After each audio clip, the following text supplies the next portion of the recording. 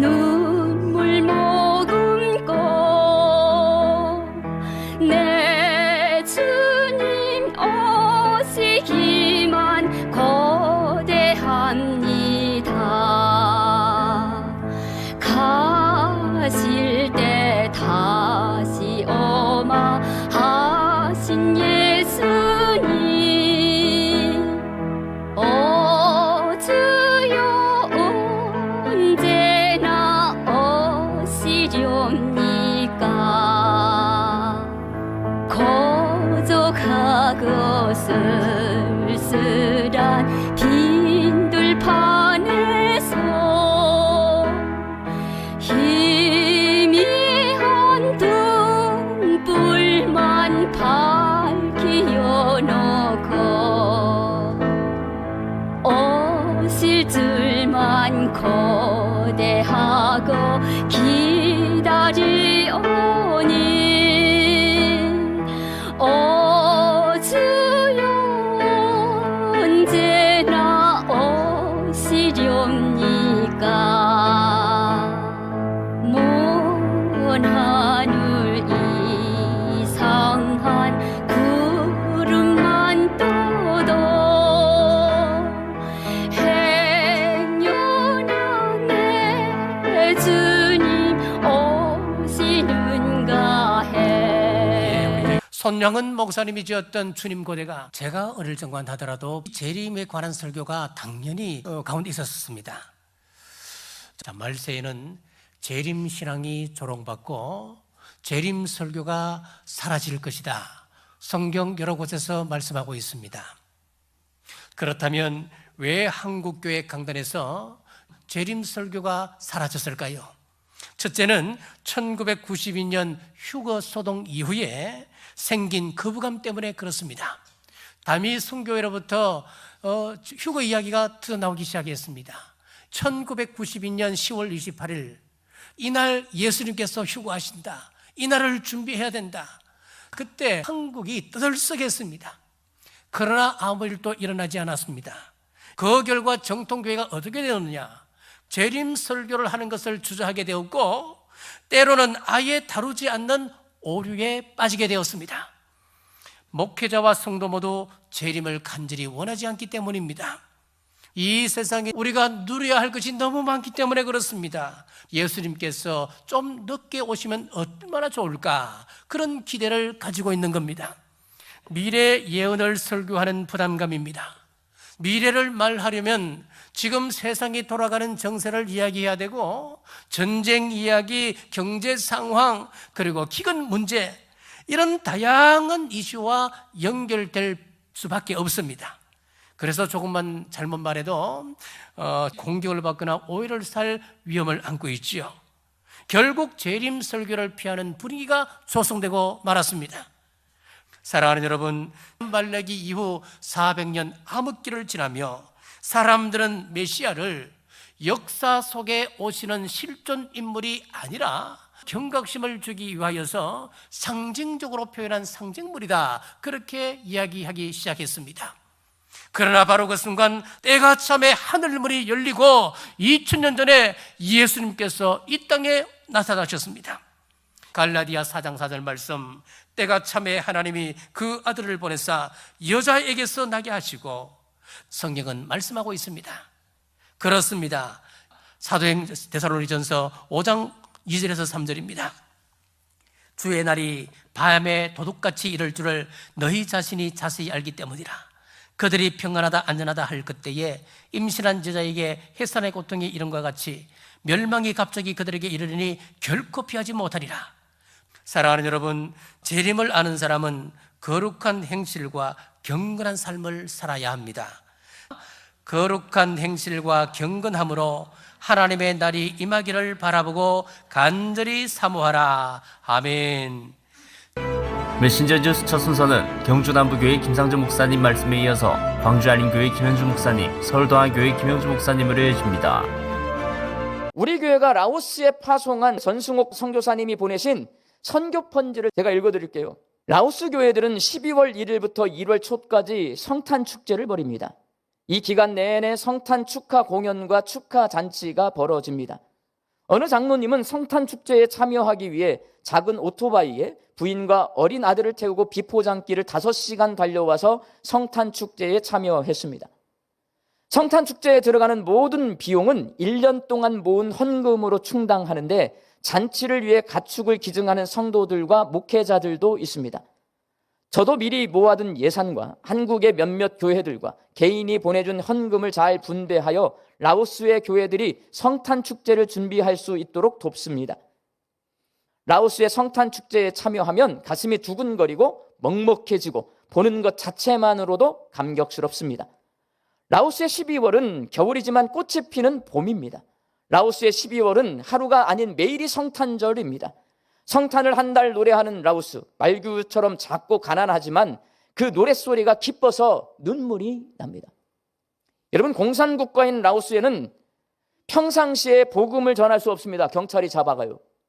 그런데 성탄 축제 기간 한 달 동안은 복음을 전할 수 있도록 경찰들이 묵인을 해준대요. 그래서 라오스 성도들은요, 1년 내내 이 성탄을 준비해요. 이때를 기다려요. 그 한 달 동안 공안들을 초청해가지고요, 음식을 주고 선물을 주고 그래야 1년을 살 수 있는 거예요.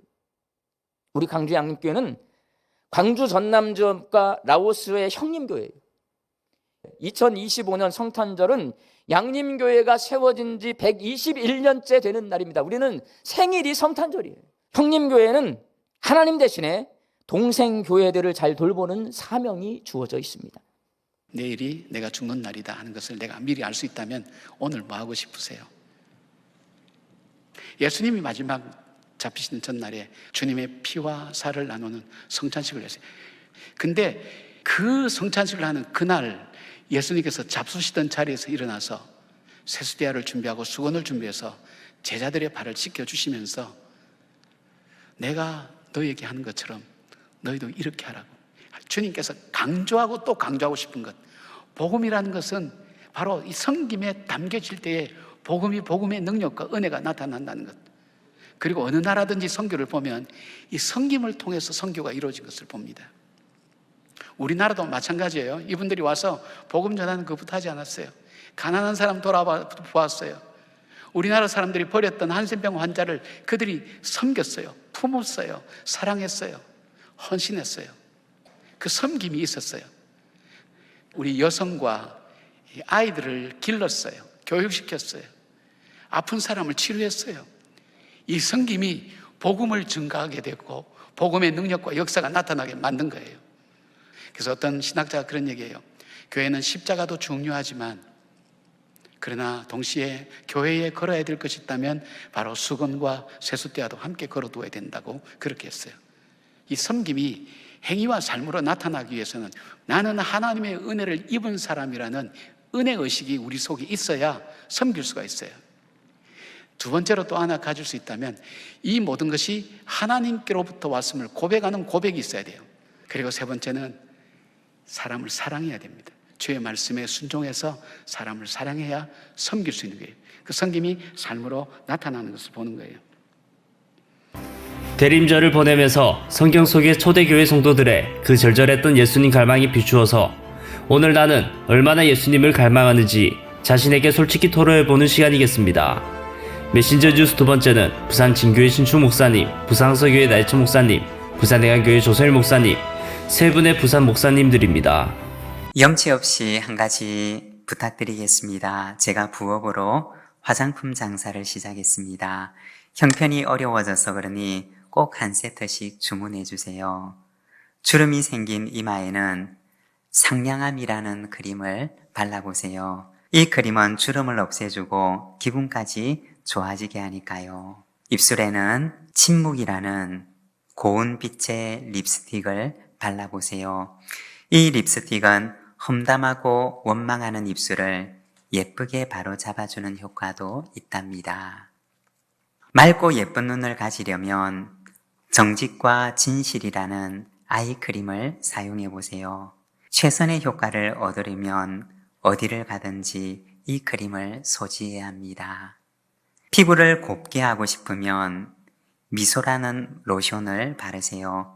거울을 보고 미소를 지으며 하루를 시작하면 날마다 행복할 수 있습니다. 아주 성능이 좋은 세안 비누가 있습니다. 미안입니다. 미안이 최고입니다. 아, 참. 가장 향기로운 향수로는 용서가 제일입니다. 꼭 날마다 사용하셔서 예쁘고 멋지게 되시길 바랍니다. 주문 주소입니다. 당신도 예쁘군. 사랑하면 좋으리. 미안이라고 하는 비누로 세수를 하고, 미소라고 하는 로션을 얼굴에 바르고, 용서라고 하는 향수를 내 몸에 뿌리고 세상에 나가면 나로 인해서 누군가가 행복한 복된 하루를 살게 될 것입니다.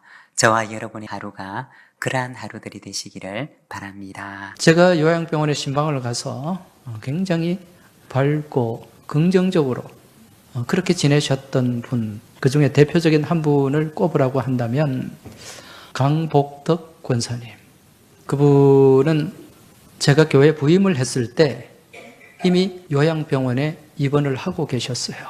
저를 처음 만났을 때 굉장히 기쁘게 맞이해 주시더라고요.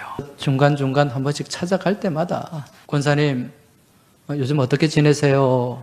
이렇게 여쭤보면은 목사님 잘 지내고 있습니다. 병원에 있는 분들이 참 잘해주고 아주 즐겁게 지내고 있습니다. 그래서 제가 조금 의아하더라고요. 그래서 언젠가 한번 권사님한테 좀 진지하게 질문을 한 적이 있습니다.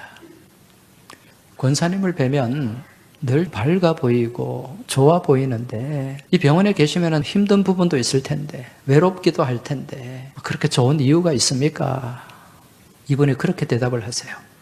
목사님, 이제 저는 얼마 있지 않으면 천국을 갈 텐데 천국보다 더 좋은 데가 어디 있습니까? 그래서 저는 천국 간다는 생각을 하면 늘 기쁘고 좋습니다.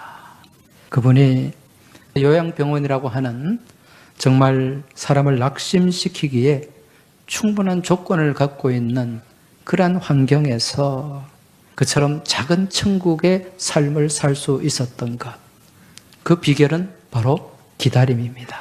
비록 지금 내 육신은 연약하고 처지와 형편은 공고하지만 지금 나에게는 다시 오실 주님이 있고 그분과 함께할 영원한 천국의 소망이 있기 때문에 하루하루를 기쁨으로 살아갈 수 있었다는 것입니다.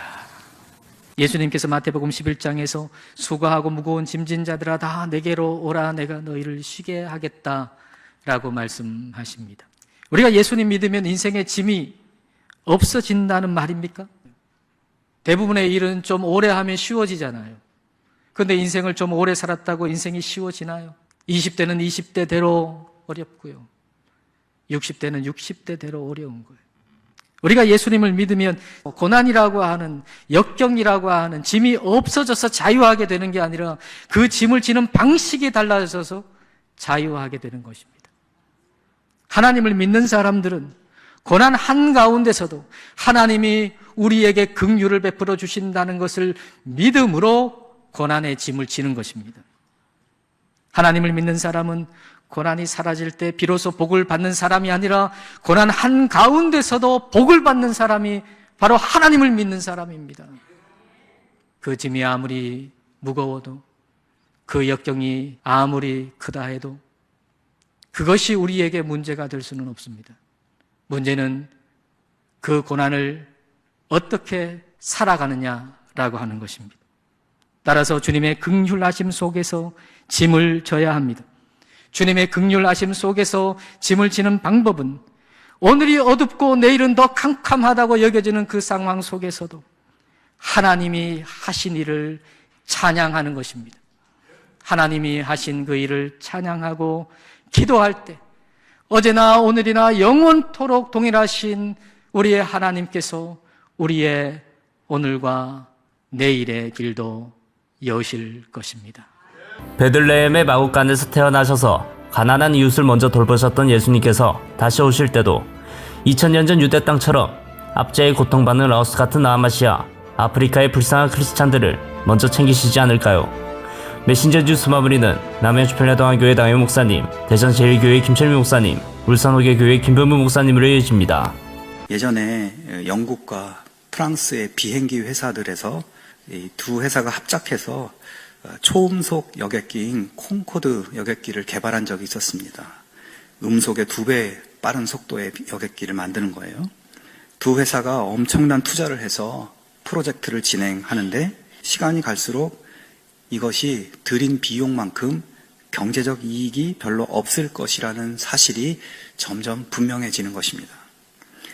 하지만 두 회사들은 이미 투자한 막대한 자금이 아까워서 이 프로젝트를 중간에 그만두지를 못하고 그래서 결국 콩코드를 출시를 했습니다. 콩코드가 출시되긴 했지만 이것은 몇 년 못 가서 폐기되고 말았습니다. 경제학에서는 이것을 매몰 비용의 오류라고 이렇게 이야기합니다. 여러분, 우리가 신앙생활 하면서도 이런 매몰 비용의 오류가 있습니다. 우리가 하나님 나라 백성이지만 이 땅에서 살고 있기 때문에 세상의 삶의 방식이나 세상의 가치들을 절연하고 살 수는 없습니다. 그러나 그런 세상의 삶의 방식 중에서 우리가 타협하지 말아야 할 것들, 명백하게 영적으로 무익한 것들이 있습니다. 하지만 그동안 그렇게 해왔고 사람들도 다 그렇게 하고 있고 그래도 뭔가 유익이 있을 것 같아서 그것을 끊지 못하는 경우가 있습니다. 여러분, 2025년을 마무리하면서 영적으로 신앙적으로 유익이 되지 않는 그런 내 삶의 모습이나 언행이나 습관이 있다면 그것을 끊어낼 수 있는 결단으로 미련을 두지 않는 그런 우리들이 될 수 있기를 바랍니다. 성경이 무슨 저 멀리 하늘 위에 무슨 얘기만 하고 있는 거 아니에요. 우리가 지금 걸어가야 될 길이 뭔지를 현실적인 지형을 파악하게 하시고 영적 GPS를 동원해서 하나님께서 우리가 지금 어디로 가야 되는지를 가르쳐 주시는 게 성경이에요. 오늘날도 그렇잖아요. 왜 3040이 교회에서 자꾸만 줄어드나. 지금 그들이 명퇴 위기에 있거든요. 사실 AGI 시대가 됐잖아요. 모든 영역을 다 잘하는 그런 인간과 버금가는 그런 인공지능들이 막 개발되고 있는 거죠. 그래서 어떤 20대 구직자가 그런 볼멘 소리를 했어요. 옛날에 어르신들은 자기가 열심히 노력하면 구직도 하고 뭔가를 할 수 있었다. 근데 우리는 할 수 있는 방법이 없다. 그러니까 신앙생활을 해도 그렇구나. 실망과 좌절이 오는 거죠. 근데 여러분, 오늘 본문에 나타나는 다윗은 어떤 사람이죠? 이 사람이야말로 진짜 실망해야 될 사람이죠. 내 영이 내 속에서 상할 때에도 주께서 내 길을 아셨나이다. 내가 가는 길에 그들이 나를 잡으려고 올무를 숨겼나이다. 신앙인이라고 하는 게요, 이게 내가 어디에 교회를 다니고 이래서 신앙인이다, 그렇지는 않아요. 진짜 신앙인은 어떤 사람이죠? 가장 힘들고 어려울 때, 앞날에 전망이 없을 때, 내 마음속에 불안과 두려움으로 가득 차 있어서 어찌할 바를 모를 때, 그때 뭘 생각하는 거예요?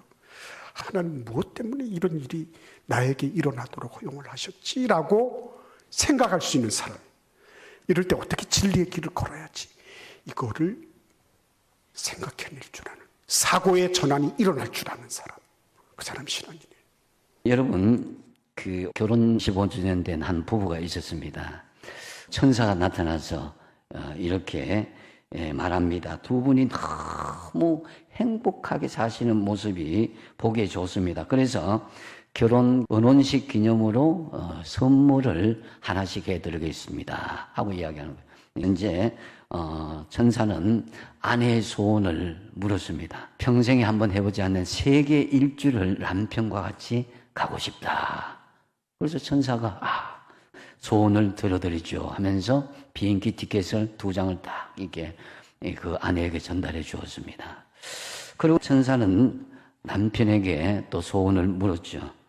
그러니까 남편은 머뭇머뭇하지만 천사를 이제 구석으로 좀 와보라고 이렇게 하면서 귀속말로 저보다 나이가 한 30살쯤 연하의 예쁜 여자와 살았으면 좋겠습니다.